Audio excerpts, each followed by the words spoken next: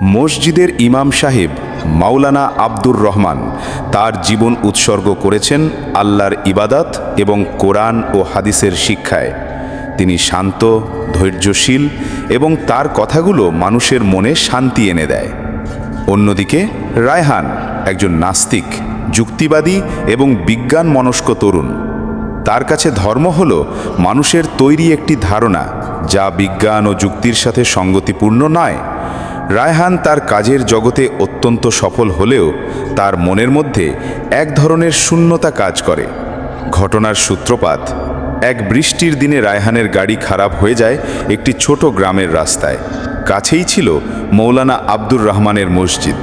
রায়হান প্রথমে ইতস্তত করলেও নিরুপায় হয়ে সাহায্য চাইতে মসজিদের দিকেই পা বাড়ায়। ইমাম সাহেব তাকে সাদরে গ্রহণ করেন, আশ্রয় দেন এবং খাবারের ব্যবস্থা করেন।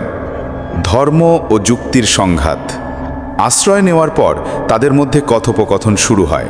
প্রথমে আবহাওয়া এবং সাধারণ বিষয় নিয়ে কথা হলেও একসময় আলোচনা ধর্ম ও বিশ্বাস নিয়ে গভীর দিকে মোড় নেয়। রায়হান: ইমাম সাহেব, আমি নামাজে বিশ্বাস করি না।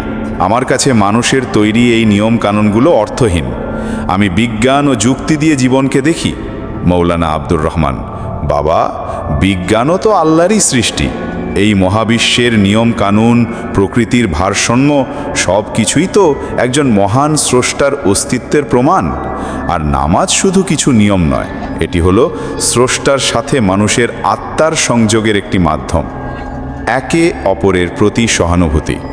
তাদের এই আলোচনায় কোনো বিদ্বেষ ছিল না, ছিল গভীর কৌতূহল এবং একে অপরের দৃষ্টিভঙ্গিকে বোঝার চেষ্টা।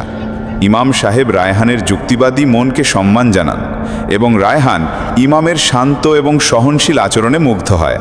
ইমাম সাহেব তাকে বোঝান, নামাজ শুধুমাত্র একটি শারীরিক ইবাদত নয়, এটি মানসিক শান্তি ও শৃঙ্খলা ফিরিয়ে আনার একটি উপায়। তিনি বলেন, যেমন আপনার শরীর সুস্থ রাখতে খাবারের প্রয়োজন, তেমনি আপনার মনকে শান্ত রাখতে নামাজের প্রয়োজন। রায়হান ইমাম সাহেবকে তার শূন্যতার কথা জানায়। সে বুঝতে পারে তার জীবনের সব সফলতা সত্ত্বেও মনের গভীরে এক ধরনের অপূর্ণতা রয়েছে। গল্পের শেষ, নতুন পথের দিশা। গল্পের শেষ দৃশ্যে দেখা যায় রায়হান একটি পার্কের বেঞ্চে বসে আছে, সূর্য ডুবছে। তার মনে বারবার ইমাম সাহেবের কথাগুলো ঘুরছে। সে জীবনের অন্য একটি দিক নিয়ে ভাবতে শুরু করে, যেখানে যুক্তির পাশাপাশি বিশ্বাসও একটি গুরুত্বপূর্ণ ভূমিকা পালন করে। গল্পটি শেষ হয় এই খোলা প্রশ্ন দিয়ে যে রায়হান কি তার নতুন উপলব্ধিকে অনুসরণ করবে, নাকি আবার তার পুরনো জীবনে ফিরে যাবে।